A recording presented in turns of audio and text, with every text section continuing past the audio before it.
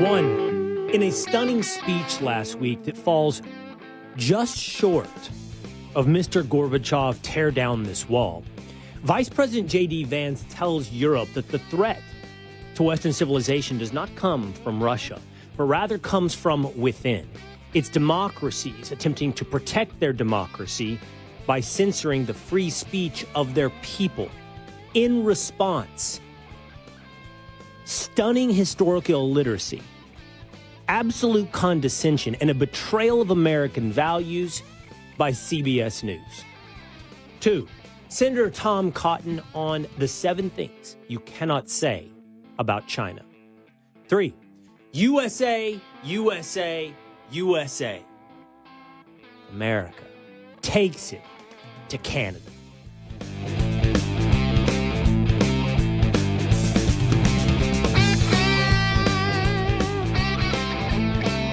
It is the Will Cain Show, streaming live at foxnews.com, on the Fox News YouTube channel, and the Fox News Facebook page, every Monday through Thursday at 12 o'clock Eastern Time. Hit subscribe on YouTube, jump into the comments section, become a member of the Willisha. If you're listening on radio in some 36 markets across this great United States of America, head over to Apple or Spotify, hit subscribe, and always hang out with us here on the Will Cain Show. It was a fun weekend. It's a nice weekend. I haven't had many weekends, really, honestly, in the last half decade. But I spent this weekend at home. And shockingly, after the end of football, watched a lot of sports. I don't know if you guys in the Willisha watched much sports, but I had high school soccer for much of the weekend. And when I wasn't watching high school soccer, with no real plans and no real agenda going into my weekend, I ended up watching USA versus Canada in the Four Nations Cup. I watched the Texas Longhorns against the Kentucky Wildcats in college basketball. And last night, for all of about 5 minutes, I watched the NBA All-Star Game. It was far and away the least interesting thing of my weekend. But that's because you guys started texting me on Saturday night. And again, it wasn't on my agenda. I didn't know. I knew about the Four Nations Cup. And on the Cain on Sports edition of our show on Friday, we interviewed the president and CEO of the Dallas Stars. But I was aware of the Four Nations Cup, but I hadn't really made plans to watch. But the minute that this happened, the minute that Canada booed the U.S. National Anthem, it became must-see TV, and I was flagged on the Will Cain Show text thread. So I was late, and I didn't hear this played inside the stadium. Oh, say, can you see by the dawn's early light what so proudly we hailed at the twilight's last gleaming? All right. Colony. Gets my Game blood hosted going. in Montreal. The Canadians boo the U.S. National Anthem. Well, that will get a red-blooded American upset. That will get you going. I've been reading on X ever since that. I started that night, but people say, we're not booing you, America. We're not booing your hockey players. We're booing Trump in the 51st state. I'll tell you what, we'll get into that a little bit later here in the show. But the minute that puck dropped, that game was different. Yeah. 3 fights in 9 seconds.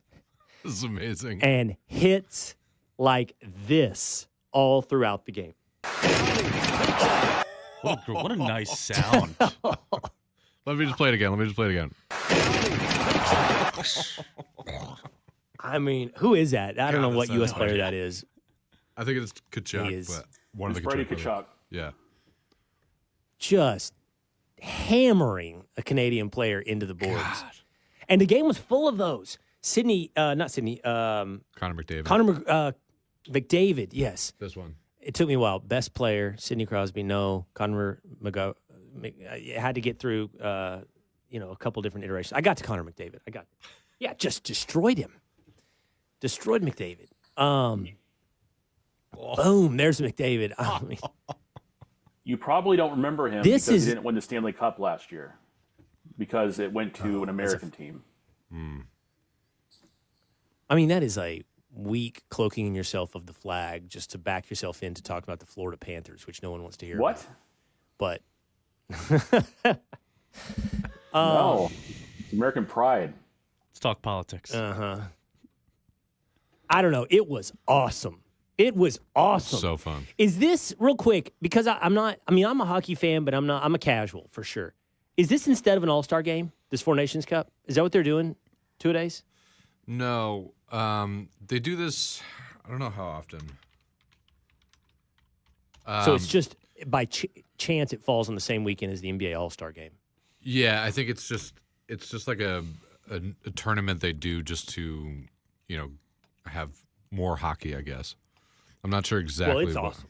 Yeah.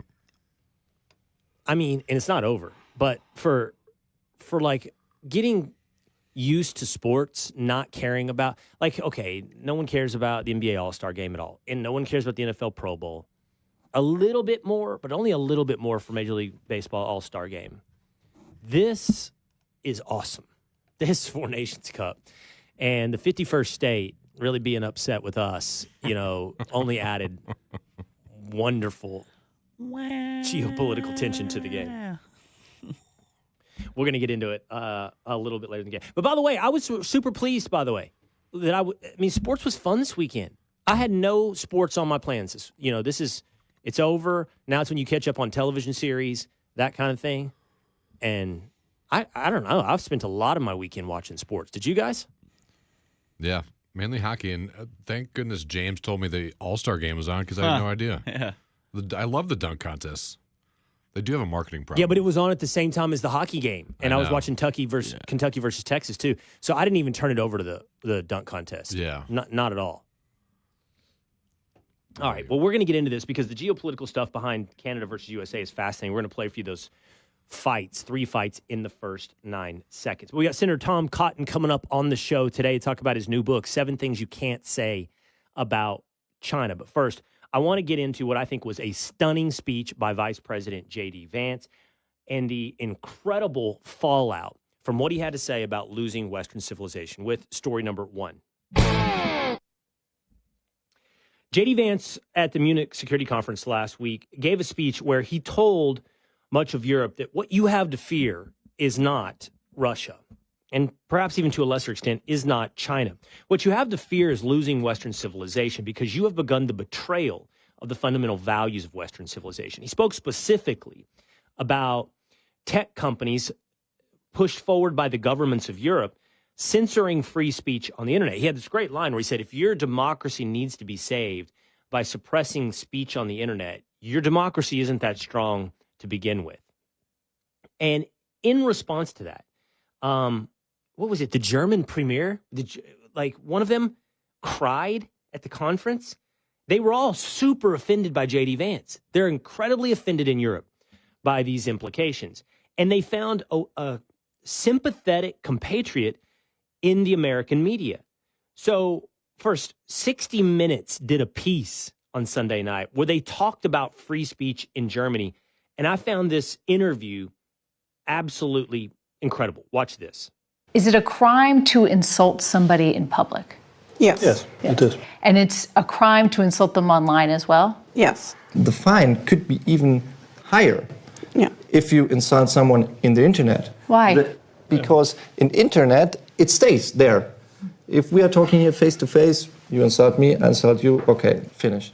But if you in the internet, if I insult you or a politician, That sticks around forever. Yeah. If somebody posts something that's not true, and then somebody else reposts it or likes it, are they committing a crime?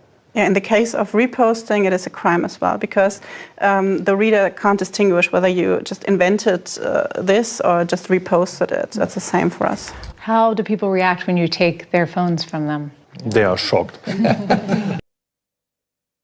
This is incredible. And they all chuckle. They are shocked. And there's certainty. Listen to the words you're using. If you insult somebody, is it a crime? I mean, first of all, what does it mean to be insulted? Like, what is that? I'm sure they have a Politburo of legislators who are probably going to lay out what is a viable insult versus what is not. They have to, because, listen, is it Ricky Gervais that has it? Like, if you say you're offended, all you've done is tell me something about yourself. You haven't told me anything about what I said. Nothing. The fragilest human being in the world becomes the most powerful by cloaking himself in victimhood of being insulted. I mean, I don't know how many people I insult every day, intentionally or unintentionally, right here. Somebody listening who disagrees with me, one of the guys on the show who I make fun of. Like, what a world where it becomes a crime to insult somebody. And then, because this is the real life equivalent of the internet, let's say, just as a hypothetical, 2 Days Dan insults James, right? I hear it. And I say to Tinfoil Pat, did you hear what Dan said about James? I am criminally culpable as well for repeating the insult. That's what a repost is on the internet.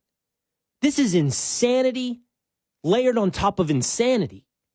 This is so far. Now, I fully understand that European nations have never embraced the idea of free speech the way that we have in America, and that includes all of them. This is uniquely American enshrinement in our rights, but also a uniquely American sentiment in our culture to embrace the idea of free speech. It's one not shared virtually anywhere else, including north of our border in Canada. By the way, I'm insulted. You booed our national anthem. I'm insulted. I don't think Canada's gone as far as Germany, but I'm pretty sure that gives me the power to have someone arrested in Canada for insulting me by booing the national anthem. I'm not really insulted, by the way. I mean, I'm kind of insulted, but the kind of insult that, water on a duck's back certainly doesn't soak the skin. What a society you create because of this power. There's no such thing as waters on a duck back. I mean, just revel, soak in your victimhood, soak in your insult. And it would be one thing if it were just in Europe or in Canada. But this is how your media in America is responding.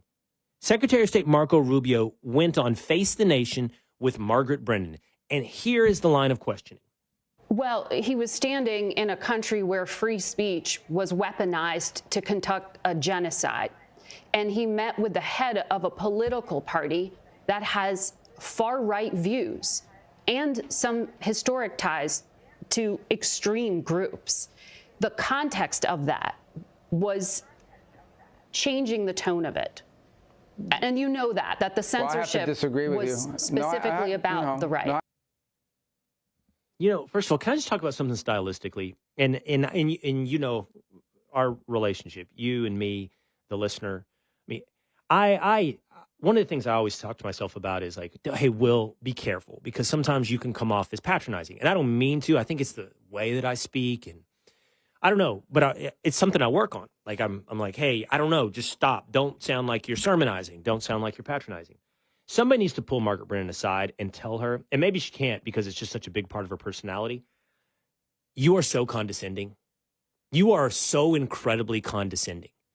That line, and you know that, she says that to Marco Rubio, and you know that. It's just so, and she's done it several times. I can't remember the other interviews because we've played her recently, like, feels like half a dozen times in the last 3 weeks.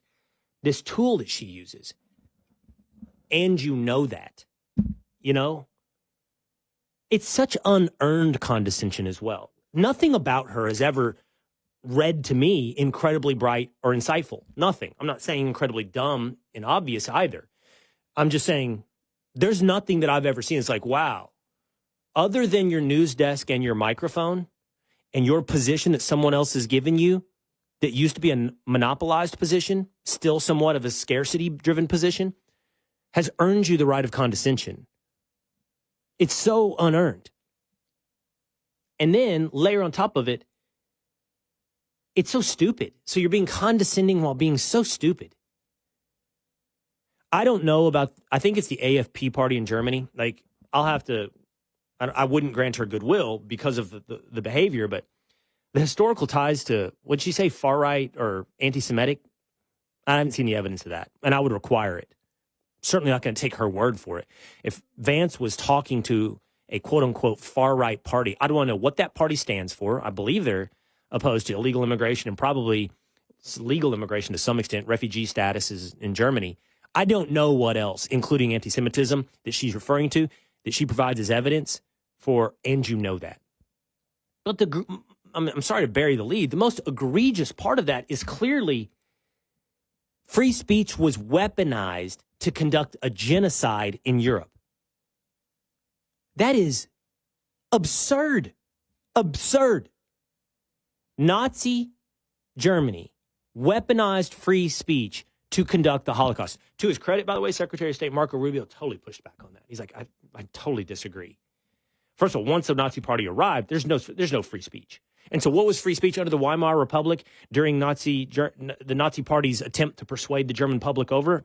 I mean, I don't know. But free speech being weaponized, you're saying is what led to the Holocaust. And Rubio perfectly says, no, a genocidal party that hated Jews and other minorities is what led to the Holocaust. You're historically illiterate to look back on this and say, this is the price of free speech, genocide and Holocaust. What more, how much more buried antagonism could you have to a fundamental value of American culture and American rights? This is what sets us apart. And you marshal condescension and historical illiteracy to undercut the thing that sets us apart. And you do it from a news desk whose job is to speak, who relies on the concept of free speech. If you think you're grandfathered in and you can squash all the little stupid, in your mind, minions on X to stop talking, you're so horribly mistaken. They'll come for you. The censors will come for you, Margaret Brennan.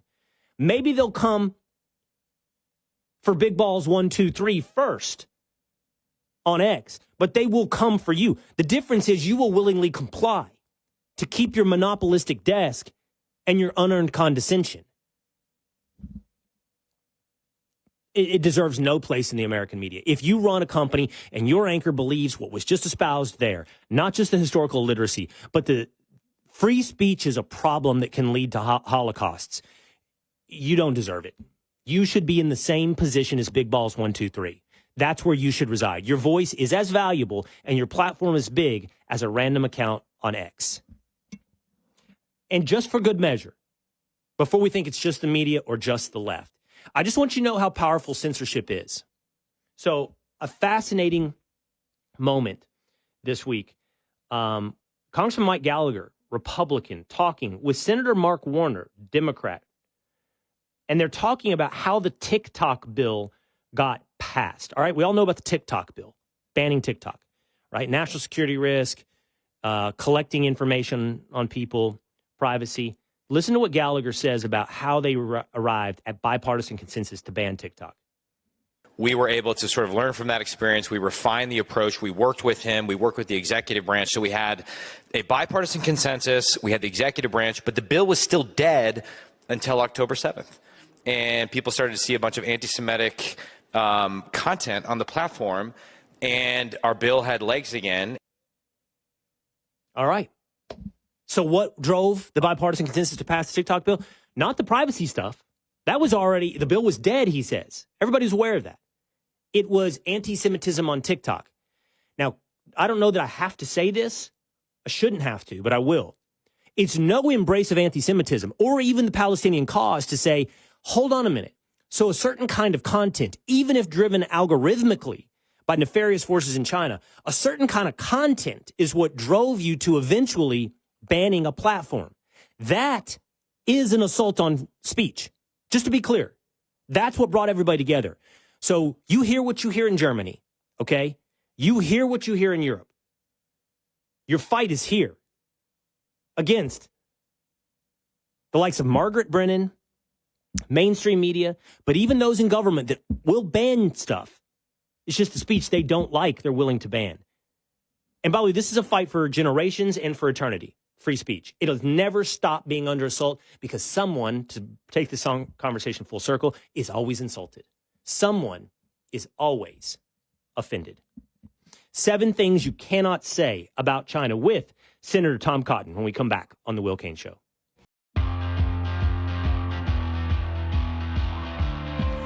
Seven things you cannot say about China with Senator Tom Cotton. It's The Will Cain Show, streaming live at foxnews.com, on the Fox News YouTube channel and the Fox News Facebook page. Hit subscribe at Apple, Spotify, or on YouTube. If you're listening on radio or streaming us for the first time today there on YouTube or Facebook, we hope you subscribe and hang out with us on a day-to-day basis. Senator Tom Cotton is a Republican from Arkansas. He is the author of a brand new book. The book is entitled 7 Things You Cannot Say About China, and he joins us now on the Will Cain Show. Hey, Senator. Hey, Will. Great to be on with you. Great to have you here. Before we jump into stuff, the guys were telling me back on the show, you were listening to what I had to say there about free speech and what we're hearing from the vice president and what's happening in Europe, what's happening in American media. You even heard me probably talking about the TikTok bill, and you may have some disagreement with me on the TikTok bill, which, by the way, I didn't take a position on whether or not we should or shouldn't, but the appropriate motivations that should be guiding us on that should or shouldn't. And I just want to see if you had any reaction. Sure. Well, I think what the vice president said in Germany at that Munich Security Conference is right about Europe and its approach to free speech. Germany in particular. I was at that same conference 9 years ago when you had the initial wave of migrants coming in from Libya and Syria and really throughout Northern Africa and the Middle East. And I heard German officials saying that, we can't have people out there criticizing these migrants, even though they were sexually assaulting women in the park, because this would be somehow an offense to their culture. And that was really the first time I realized that Germany doesn't have anything like free speech as we understand it here in America, and many other European nations don't. The same thing is true of Germany and many other nations' efforts to try to basically curtail, if not entirely outlaw, center-right populist parties. You got German and other European politicians who are afraid of their voters, as opposed to listening to those voters' concerns. 2016 was the year Donald Trump was elected the first time. And I often observed that Donald Trump was more a symptom than a cause of what we saw not only here in America, but across the world. That was the same year that you had Brexit, when the British people revolted against their leaders and said, no, we want to chart our own destiny. We don't want our future to be in the hands of a bunch of bureaucrats on the continent.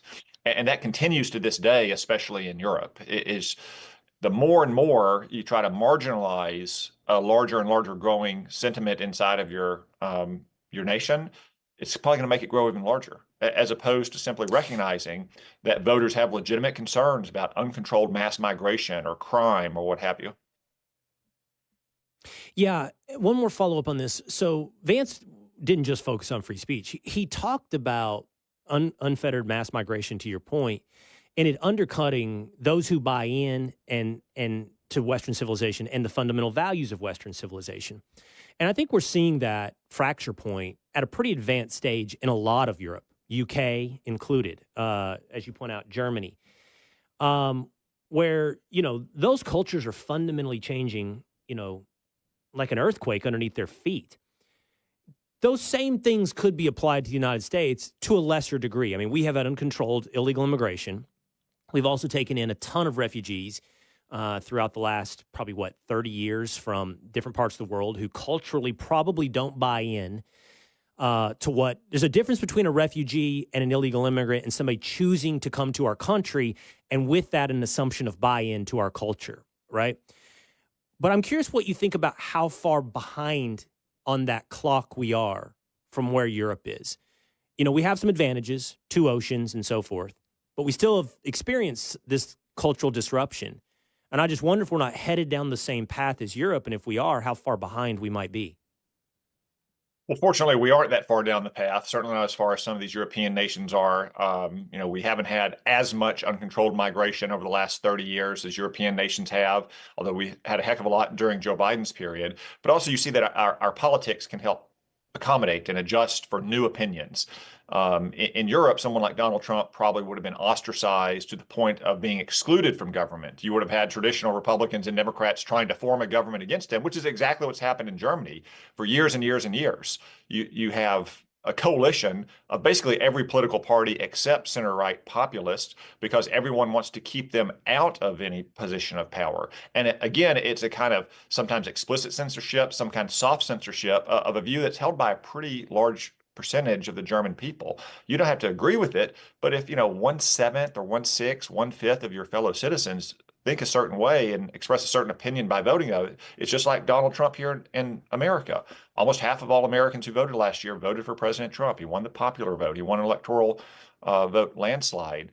That we don't try to avoid the consequences of that election. Now, Democrats tried to a little bit the first time around in 2017, but right now you can see most Americans want President Trump and a Republican Congress to move forward on the agenda. In Europe, there would have been because of the nature of their parliamentary system, a much stronger effort to exclude not just President Trump, but his voters from any position of power and influence in the government, and that's not healthy for democracy. All right, let's talk about your book, 7 Things You Can't Say About China. I want to go into, if not all 7 of the premises you lay out, a couple that I'm really curious about. I don't think it's an overwhelming number. I just only have so much time with you. But I think it's actually, I love the way you structure it and organize it into 7 things. Oh, 7's an interesting number. I'm a big fan of 3. But for a book, you need more than 3. You got to have a number that's a hook. 10 would have been too generic, right? So 7 was good. Huh, he's got 7. Okay, I got to check that out. But why did you decide to write this book? I've seen from my time in the Senate now, 10 years in the Armed Services Committee, 10 years on the Intelligence Committee, now the chair of the Intelligence Committee, that China poses a mortal threat to the American way of life and to our future and our kids' future. And thankfully, most Americans agree with that. Not all elites agree with it, but most Americans agree with it. But no matter what your opinion about China and the danger or threat that it poses to America, most people probably don't appreciate just how bad it is. And that is in part because so many of our elites have reasons not to ring the alarm bell. They are influenced by China, maybe even compromised by China in some cases. And I make that case in the book as well, Will. The first 3 things you can't say about China is that it is an evil empire. And you have to understand that just like Ronald Reagan said about Soviet Russia, it's an evil empire and that affects the way it acts in the world. And then second and third, it's preparing for war and it's waging an economic world war, especially against the United States. And waging that economic world war has made it rich and powerful far beyond its boundaries. And that's created these things that you can't say, in part because China's power and wealth has allowed it to infiltrate American society and infiltrate American government, right, which are the next 2 things you can't say. So if you say, for instance, as I did in 2020, hey, this coronavirus probably came from a lab. They were researching coronaviruses just down the road, and there's no bats around Wuhan. And the lady in charge of the lab, which is known for having safety problems, is literally named the Bat Lady. You don't just have Chinese communists criticizing me, which of course I expected. You have Democratic politicians, you have major media outlets, you have all kinds of people here in America who are deeply invested in China and its growth and its power, who have essentially become a kind of thought police or enforcer against any critics of the Chinese Communist Party. Okay, so that's one of the points I think since you started us off on several of them there, I want to pick one and then follow. You say in the book as point number 4, China has infiltrated our society. Now, my question is how, but first let's talk about who. We've talked a lot about Chinese influence culturally in terms of Hollywood. We know, by the way, you can't make China the bad guy in a movie or you'll get no Chinese distribution, right? And you need Chinese distribution for money. So that takes me to the more interesting side, the corporate infiltration. Help me understand the depth of it, because we know our 2 economies are intertwined. I know every big American corporation, from Disney to Wall Street, wants to be making money in China. And that has to color how they approach geopolitics with China. There's just too much money invested in the future of China. Yeah. Well, there's no question about that. You mentioned Hollywood. That's one of my examples, is that, you can't remember the last time there was a bad guy from China in a movie, because Hollywood movie studios are so dependent on the large, lucrative Chinese movie market. Probably the last time was Brad Pitt in 7 Years in China in 1997, which favorably depicted the Dalai Lama and Tibet's plight. And China cracked down hard. And studio execs for a long time have said no way to anything related to China. In fact, there was a remake of a movie. What was it? Red Dawn, I think. A remake from the 1980s movie when Russia invaded the United States. And the movie was going to be about China invading the United States, and the studio executives got a hold of it and said, no, we can't have that. So they CGI'd it to make it North Korea instead. Impoverished nation of 25 million starving people with fishing dinghies, somehow got all the way across the Pacific Ocean and invaded America. But that's what studio execs in Hollywood will do. We'll take that the next step. Consider American news media. Well, another example I offer, except for Fox, every major news network in America is owned by or affiliated with one of those studios. Do you really think that ABC is going to shoot you straight on China when Disney owns them? Or NBC and MSNBC when they're affiliated with Comcast Universal? What about CNN and Warner Brothers? I mean, the infiltration is deep. Look at corporate America. Corporate America depends in part on the Chinese import market for the products we make. They've outsourced entire industries there. So if you're Caterpillar or Coca-Cola or Apple, like you're heavily dependent on China because of the amount of operations you have in China. So much so that you turn around and then start lobbying the US government, not just on what your interests are in China, whether it's making smartphones or sugary beverages or what have you, but everything related to China.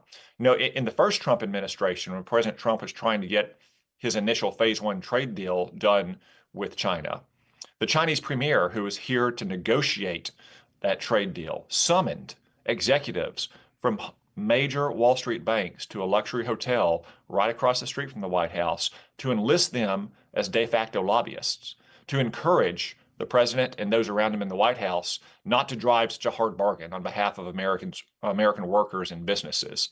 So that, again, the influence is pervasive across American society, something that I think a lot of Americans, even though they have a rightly sour opinion about China, don't appreciate just how present it is in everyday life.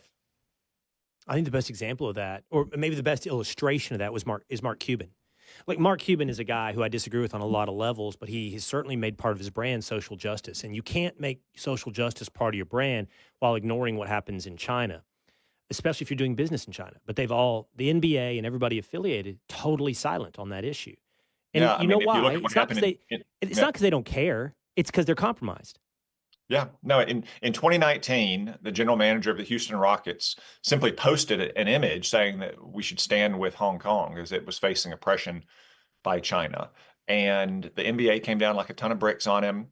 LeBron James and Stephen Kerr, who are otherwise all into social justice warrior stuff, said that, well, you shouldn't say that. You've got to understand that the consequences your actions could have. Enes Kanter Freedom, who's not just a critic of Turkey, his native land, became a critic of China for using slave labor and re-education camps against religious and ethnic minorities in China. He was cut from the team, and he told me that he believes he's been blacklisted. I think that's probably right as well. One of the owners of the NBA, Joe Tsai of the New Jersey Nets, was one of the founders of Alibaba, and he's a notorious China apologist. And NBA has major operations in China. I think it's probably their biggest overseas market. And China cracked down hard after that incident with the Houston Rockets. So the NBA, unfortunately, knows where its bread is buttered, and it took steps to suppress any kind of criticism of China during that incident. Just like its partner ESPN, again, owned by Disney, refused to have anything on its network about the controversy. So you mentioned economic war. I want you to help us understand, and then I want to hit a few current events with you too, Senator, but the Belt and Road Initiative. Like, I think we all have heard of the Belt and Road Initiative at this point, but you point out in the book that they're waging an economic war with the United States, and that they're going into all these third world countries, whether or not it's Africa or Latin America or South America, and they're creating strategic partnerships. This is part of what we probably see with the Panama Canal. And they've entitled this the Belt and Road Initiative. What is that? Yeah, it's a massive neo-mercantilist enterprise to try to ring most of the world, primarily Eurasia, Africa, but also, as you say, Latin America, with roads, railroads, ports, canals, airports, other kinds of infrastructure. And it's not done for those nations' benefits. It's done for China's benefit. They're exporting their excess capacity, the dominance they've established in the world's steel market or cement market or concrete market, to try to prop up their own industries. They're exporting the laborers. They're not hiring local laborers in these nations. They're exporting their own laborers. They're even taking their businesses along with them. So basic concessions like food or clothing, is none of that benefit is going to the local economies. But oftentimes these are poor third world nations that couldn't fund their own port or their own railroad. So they accept China's terms, even though they don't benefit that much, and the terms can be very onerous. Sometimes it's for clear strategic reason. If you look, for instance, in Sri Lanka, an island right off the coast of India, which is China's old rival in Asia, they built an airport and a port. Sri Lanka couldn't pay for it. It had almost no business whatsoever. So China took it over under the terms of the agreement. And lo and behold, PLA Navy ships started showing up on Sri Lanka in that port just off the coast of India. You see that time and time again with this Belt and Road Initiative. Are you concerned? Like, let's take USAID for a minute, right? We've all talked about it. We don't have to rehash all the waste and ridiculous things and the cuts that Doge has pushed through with USAID. But I believe I have my history correct that USAID was a bit of an anti-communist thing launched by JFK. That it was kind of our Belt and Road Initiative in a way. We would go into these countries. We're going to help fund whatever needs to be funded there to create friendly relationships and a relationship so that communism doesn't spread. Are you concerned at all about the U.S. rolling back stuff that could have been used as a bulwark against the Belt and Road Initiative? No, I'm not. I mean, the exposure of the waste and fraud at USAID is really remarkable. And I don't think that transgendered operas or comics or sex change surgeries in Latin America or Sesame Street in Iraq is doing push back on a road. Chinese influence. They're building a road and we're doing a play. Yeah, if anything, it's probably turning those peoples against America. So I think what's happening is a very needful pause and examination of how all that money is being spent inappropriately in a way that doesn't really advance America's strategic interests. There are also other agencies that do similar work in terms of overseas infrastructure, oftentimes underwriting through loans or loan facilities, that kind of infrastructure work, like the Export-Import Bank or the Overseas Private Investment Corporation, the Development Finance Corporation. That's the more core development. But of course, we would never do what China does. We would never throw American taxpayer dollars after a money pit for an airport or a port or a railroad that's never actually going to function on an economically viable basis. There are things we've done throughout our history, like helping build the Panama Canal, that are vital. And I'm glad we did those things. We also have to make sure that we protect them from Chinese influence. And I can tell you there are a lot of Chinese influence, directed, controlled businesses that are operating right around the Panama Canal Zone. And that's a bad thing for America's strategic interests. Okay, I want to hit two current events, if I might, with you here, Senator. So you came up in the news today. I'm sure you're aware. Elbridge Colby has been nominated to the DOD. Now, Charlie Kirk, well-known conservative commentator, said behind the scenes that you were working against Elbridge Colby's confirmation. To that, I want to share the vice president tweeted support for Colby. He said this, he's talking about somebody else's commentary. He says, Elbridge has consistently been correct about the big foreign policy debates of the last 20 years. He was critical of the Iraq War, which made him unemployable in the 2000s era conservative movement. He built a relationship with a liberal think tank because it was one of the institutions that would even hire a foreign policy realist. Vance goes on to describe him as a realist and suggests that is why he's being pushed back on an outdated neoconservative foreign policy point of view. I'm curious, first, is it true? Are you against Colby's appointment to DOD? Well, Will, what I want to make sure is that the president's nominees in all critical national security positions, whether it's this one, elsewhere in the DOD, the Department of State, or the intelligence community, share his priorities and are going to advance his priorities. Most notably, a core conviction of the president and mine is making sure that Iran doesn't get a nuclear weapon. So I'm going to explore that with Mr. Colby in meetings and hearings, just as I have with other nominees who have come in front of the committee. And I'll continue to do that on that issue and other issues as we move ahead. But do you have some hesitations about him? Are you well, he's written in the past that he thinks that we could contain a nuclear Iran, that it's plausible and practical to do. That's not my position. That's not the president's position. Again, we've got meetings and hearings coming up, so I'll explore it with him, just like I do with other nominees for the Department of Defense, Department of State, and the intelligence community. Is that the biggest issue for you when it comes, your biggest concern? I think that's a very important issue. I mean, from the very first day, I was in the Senate, I've been fighting against a nuclear Iran, which I believe is a grave threat to the United States. They're not just trying to build nuclear weapons. They're trying to build intercontinental missiles that can range the United States, just like North Korea started out with nuclear weapons, and then it built the missiles that can reach not just Hawaii and then Seattle, but Chicago and Washington, all the way down to Florida. So I think that's a serious concern of mine about any nominee who's at the Department of Defense, the Department of State, or the intelligence community. Do you agree with the vice president's characterization of sort of the debate here, that Colby represents a realist point of view and those who have a more, I guess we'd call it idealistic, under the guise of neoconservative point of view? Is that sort of the issue, or is it just one issue specific for you, Iran? I didn't see what the vice president wrote, so I wouldn't want to characterize it. I think those kind of broad labels oftentimes are unhelpful. And what I try to focus on in my work in the Senate with all of these nominees is looking at specific and concrete policies, especially when there's such core principles that I've had from the beginning, the president has always had. Literally, the first conversation we had in 2015 was about my work against President Obama's disastrous nuclear deal with Iran. So that's where my focus is on specific policies that I want to make sure that we get right to keep America safe.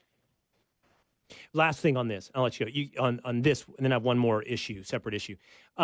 You've said several times, that your priorities align with the president's.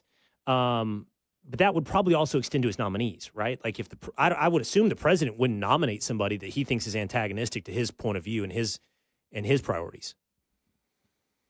Well, it's rare that anybody would have 100% agreement with the president or anyone else, even our wives and husbands, right? Well, but you've seen nominees for the cabinet who have taken positions that the president doesn't share. For instance, RFK Jr. had positions that were pretty far out there on the pro-choice side of the spectrum when it comes to life questions. But he said in meetings, and he said at his hearing, that he would uphold and protect life from HHS and that he would follow the president's guidance on pro-life questions. Likewise, the Secretary of Labor nominee, who's going to have her hearing this week, she sponsored legislation in the House of Representatives that would override a lot of state right-to-work laws, like in my state. But she has since said to me, and I expect she'll say at her hearings this week, that that's what she was doing as a representative to speak for her own district in Oregon, that she supports the president's policy when it comes to respecting right-to-work laws. So again, it's not surprising that a nominee would not be 100% aligned in their record on President Trump because no one's ever 100% aligned, right? But what we need to hear for some of these nominees is that they accept the president's priorities, they are aligned with his policies, and they will advance those policies. Okay, thank you for that. Last thing, I'm just curious where you are on the Russia-Ukraine peace negotiations. I haven't had you on which I welcome you as always on the Will Cain Show on Fox News Channel as well. And I just see this growing divide on the right. Does Russia have to be pushed back to its original starting point and punished for ever crossing the border into Ukraine? And this is kind of that. I appreciate you rejecting, philosophical labels, but this is kind of an example of what I feel like is realism versus, I don't know what the other side of this is. Because it seems like where the Trump administration is right now is a realistic place of negotiation. Well, this is where we are. It's not ideal, but this is where we are, and we have to start peace negotiations from where we are. And Russia's taken this land. Russia said NATO's a non-starter for Ukraine, and so forth. But there are those that see that as massive concessions to Russia. So I'm just curious, do you see us bending to Russia? Do you think we're making too many concessions? Or are we being realist? I don't. I think the president is dealing or playing the very bad hand he was dealt here, Will. First off, you don't have to say this wouldn't have happened on Donald Trump's watch. It didn't happen on Donald Trump's watch. Russia has invaded Ukraine twice, both under Democratic presidents, President Obama in 2014 or President Biden in 2022. It didn't happen when Donald Trump was president. Unfortunately, it did happen, and now we've all inherited it. This is the way I kind of see the reality of the situation in Ukraine, is that President Biden's weakness tempted Vladimir Putin to do what he's always wanted to do, go for the jugular in Ukraine. President Biden pussyfooted around for 3 years and prevented Ukraine from repelling that invasion from the very beginning all the way back to its original borders. And now, in retrospect, it's pretty clear that President Biden's strategy in Ukraine was to lose, just to lose after the election. But President Trump won instead, and now we've all got to deal with that reality. And it's perfectly fine to sit down and negotiate with the Russians. That's the way you get to a ceasefire and hopefully a lasting one. Ronald Reagan exchanged over 40 letters with Mikhail Gorbachev, had 4 summits in 3 years, later said that they developed a bond, even a friendship. And this is a communist dictator, but it helped bring an end to the Cold War, and it helped liberate Soviet Russia. So I think we're all dealing with a very, very unfortunate circumstance in Ukraine. And what we need to do is get to a situation where the fighting is ended and we can ensure that there's not going to be a third invasion of Ukraine sometime in the future. All right, Senator, I appreciate it. The book is fascinating. 7 Things You Can't Say About China. We touched on about 3 of them here together, but I would encourage anyone listening to go, as I point out, he's got 7, so you want to get to know them all. By the way, you'll probably give me a political answer on this. You Razorback? You're not a Razorback, right? I know I didn't go to school there, but of course I root for the Razorbacks. You have to. Where did you go to school? I went to Harvard, although I try not to admit that anymore, Will, given the later developments. I tell people, actually, I wasn't in college in Massachusetts. I was in a work release program for my past crimes. It's less disreputable. I could feel your disappointment at having to answer that question. I went to Harvard. And then honorably served our country and serve now at the United States Senate. Senator Cotton, thanks for spending so much time with the state. It's great to see you in a quarter zip and a relaxed environment in this conversation. Thanks so much. Thank you, Will. All right, take care. As Senator Tom Cotton of Arkansas on his new book, 7 Things You Can't Say About China. Okay, we got to get into this. I teased it earlier. So you got to see the fights. I've got them for you. You got to see the fights between USA and Canada after they boo our national anthem. And I think it leads to a fascinating conversations about the rise of nationalism, not just in America, but across the globe. That's next on The Will Cain Show.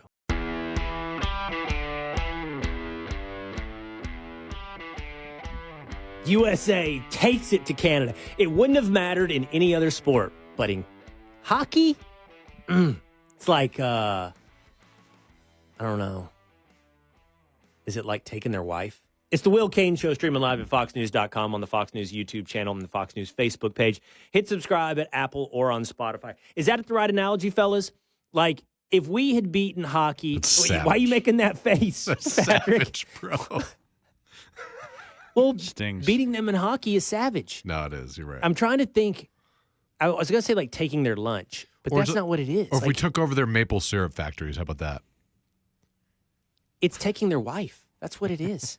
It's what it is, man. The thing most dear to you, that is yours. This is your thing. It's true.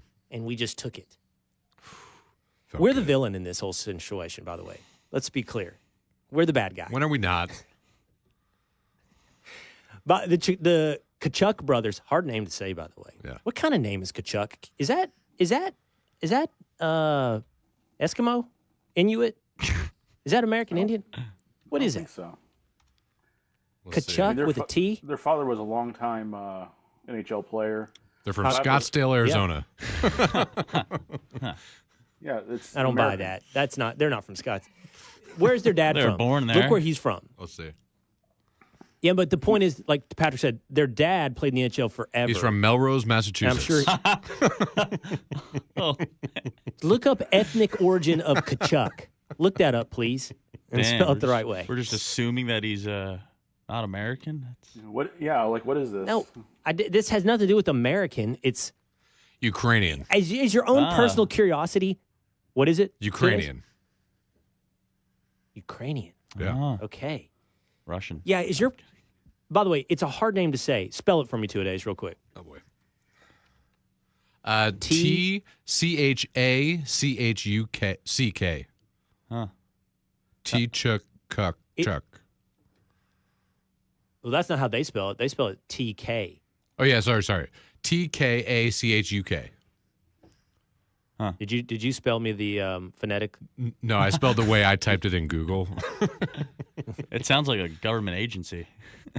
So the T is silent. Yes. Kachuk. Kachuk. Is that right? Just forget the T. Yep. Kachuk. It's a Polish translation of Ukrainian, I believe.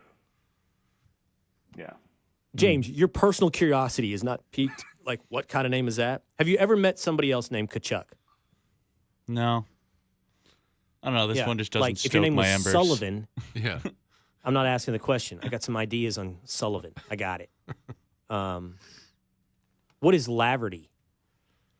Is that English? It's, Let's see. There's like some... You don't know? There's like some Scots. Are you wearing a English to quarter it. zip? Are you wearing a quarter zip zipped down to mid chest? It's more of a no. It's not a quarter zip. It's more like one of these. Oh, it's a tan shirt you have under there. Yeah. How did you think that was? Yeah, I thought you were full on and zipped down to the sternum. Do you think if that were real, do you think that would have worked? No, no. Laverty's a Gaelic But I like name, by that the you way. asked. What is? Laverty is a Gaelic name. It's very related to Yeah, like Lafferty, Irish. Haggerty, Haverty, Yeah. Flaherty. Yeah. I don't know. I have Mayflower So relatives. anyway- That's all I know. We're all, of course you do. Young establishment, James. We're off on a tangent here. Okay, let's just do a recap of why we're doing this. Okay, first, they booed the national anthem at the Four Nations Cup in Canada. Oh, say, can you see by the dawn's early light what so proudly we hailed at the twilight's last gleaming? Okay. Okay, thumbs down. That's in Montreal. Now, this is, it's inspired by 51st state stuff, right? Governor Trudeau. But the Americans weren't having it, and specifically the Kachuk brothers, Matthew and Brady Kachuk. And apparently they had to talk ahead of time about who was going to go first.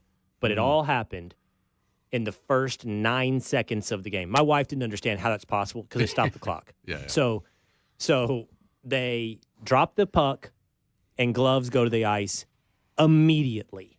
Let's show you. Do you have them all together or one at a time? They're just kind of like shortened versions of each. Okay, let's watch the first fight. This is Matthew. Drop the right? gloves right away. Yep. Brady Kachuk. Okay, then we got the second fight. Brady Little Kachuk. Miller. And Miller dropped the gloves, Now we and got the Perkins third didn't fight. answer. And Perkins, by the way, JT Miller. Okay, 9 seconds. They drop the puck. Matthew Kachuk drops the gloves. It's his first name, right, Matthew? Yep. I'm getting that right? Patrick? Yes. He's a Florida Panther. Am I allowed to say that? I don't know. Yes, it is his first Yeah. name. Homer. He drops the gloves immediately and gets to swinging. What do you think about the hockey fight, by the way? Grab the sweater with one hand and punch with the other. Great. That's the way you do it. You should do it in real life. They're entertaining, but nobody really gets that. I mean, I would say the Americans won 2 of the 3 fights. Mm-hmm. They stop it when you get thrown to the ice. And they're, even though, the Kachuk brothers were winning the fight, they do slip and fall, and the Canadian gets on top of them. They end the fight. So that's not a loss, wouldn't you say? It's not a loss. The other one was a tie. Be the guy that goes down. No, you got to see how many licks you get in. I think those two. The third guy was way undersized compared to the Canadian. JT Miller was way undersized against that Canadian dude. Yeah. Way. And he got pummeled a little bit. Yeah. But it's just so badass. And I love it was the brothers. It was just awesome. And They're like banging. It didn't stop. They got it out of their system. It didn't stop because you've got these hits that kept going during the game. Like, the Americans were laying it on. Oh, the Canadians all game long. I mean, what's a de-cleat? De-ice? De-ice. In hockey, when you de-cleat, Yeah. de-ice somebody? Yeah. I mean, those bodies are horizontal. Canadians got some good looks in. It was, but Americans they did get were some a lot good more looks in. physical. but best of all, we won the game. It just 3 unanswered goals. 3-1. It just reminds you of that scene in Shrek when the little lawyer guy goes up to the ogre and he's got this proclamation. It's like, you must do this, and Shrek just rips back. Oh yeah, you in what army? There we go. It's just a great metaphor for this I don't whole see scenario. that at all. It's not at all like what happened in Shrek. Not at all. I don't It's see the that. big mighty Americans saying, "You're going to tell us what to do. Give us a break." But not in this, because we're not. I mean, at this point, I think we might have been favored over Canada, were we? Or it was a really close game, as projected. Yeah. We're good now, but this is their sport. This is their thing. That's why I say it's like taking their wife. Like, this is their thing. One might say it's all they have. And, no, I'm just kidding. Got to stop using that metaphor. I'm going to get kicked out of my family. Dan, you married a Canadian. I know. This is so bad. I mean, you keep doing this thing. Like, you got to let me do it. I know. I'm so I've sorry. never even been to Canada. Me and my wife got in our first fight. Not really. I'm joking, but it was tough because I'm defending America, baby. Come on. Oh. Yeah. She'll make a great American. Awesome. Yeah. A Northern American. But Patrick brought this up earlier. It's also, look, I actually get the Canadian perspective a little bit. Like, if you were calling us the 51st state and calling him Governor Trump, at some point, some national pride would kick in, right? And I don't begrudge the Canadians some national pride. I don't. But look, here's your team, and there's my team. And even if I'm the villain here, it's my team. You come at my team, and my national anthem, I don't care if I'm the bad guy. This is my bad guy. And I think the Canadians are also mistaken on the popularity. Like, I saw two interesting responses. One, hey, Americans, we're not booing you, and we're not booing your hockey team. We're booing your president. Well, you know what? That president has like a 65% approval rating right now. That president and everything that he's saying and doing is a great representation of America. Now, if you disagree and you're on the left or you're Canadian, you disagree with me because you say, well, this 20% doesn't like him. I'm just here to tell you, you're in the minority now. This is an accurate reflection of the American mindset. So if you want to be mad at all of us, be mad at all of us. And the thing about Canada is it just needs to be some realism. I want you to have your national pride. I appreciate your national pride. But you depend on America. You depend on the American economy. You depend on American national defense. So if we're the villain, maybe we should have put into context every way in which we are the hero as well for that country. So, again, I don't begrudge you your national pride and your defensiveness in this situation. I don't. But at some point, you have to recognize the state of play and reality. And the state of play is, this is America. I mean, this is America. We're the United States of America. Yeah. The other response was, I didn't realize Americans were so triggered by booing their national anthem. I saw this guy. He's kind of like belittling us. And what I would say to that is, we are a nation born of blood. We are a nation born of revolution, okay? Every other British colony got their way some other way, like Canada, okay? So you want to say we're triggered? Be careful. Be careful, okay? This is bred into us, who we are. You want to offend us? You want to make us your villain? You want to make us your enemy? We are not compliant. We're born of blood and revolution. So you want to call it triggered? Whatever. But before you go booing our national anthem, you might know who you're messing with here. You might just go, this dude's a little crazy, This guy, he's not easily subdued. You were. That's cool. You were subdued. You complied. You did your thing, whatever you were with the Brits, and they've granted you your sovereignty. But we here, we don't do that stuff. We don't put up with foreigners telling us what to do and booing our national anthem. Not in this house. That's who we are. That's why the spirit of Trump is just so inherently American. FAFO. And Patrick talked about this. This is what I was saying in our conversation. It's led to this rise in nationalism, and not just in America. And you're seeing it as a response in places like Canada. And the question then, is that a good thing or a bad thing? And I think that we all agree here, it's a good thing. It's like you should be proud to be from Canada. You should. Just don't mess with the U.S. Go ahead, 2 days. Yeah, I mean, it's become a thing since Trump. I feel like if you are patriotic about being an American, it's seen as more of a conservative thing these days because Democrats somehow don't like this country and how things are going. But I think it's ridiculous. Some people see it that way. But every other country, like you said, has national pride and nationalism, and you should. And you shouldn't be ashamed at that.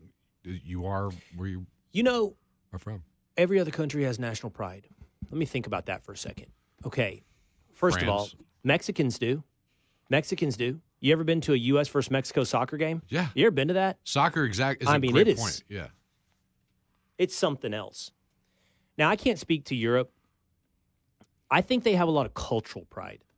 I don't know that they have nationalistic pride. I don't know if that's a direct correlation. Do you see what I'm saying? Look at the World Cup, though. England. Yeah, the World Cup. We are better sure. than you. Yeah, I get it on the World Cup. Okay, so nationalism is a little bit like populism. It's really healthy, but can burn out of control. Meaning, if you are too nationalistic, it can manifest into essentially what we looked at with World War I, right? And you know, us against the world, us against this. But the flip side of that is globalism, which we've tried for half a century. Also, honestly, I think a pretty grotesque experiment of melding us all into something that's supposed to be, but is not, the same. Under these values, they got increasingly, weird. What we're supposed to eat, what we're supposed to drive, what we're supposed to listen to, everything. And so I don't think that, nationalism is, I think it's better than globalism. Absolutely better than globalism. And so I think it is a good thing to see Canada proud of being Canadian. I think it's a great thing that I'm a nationalist.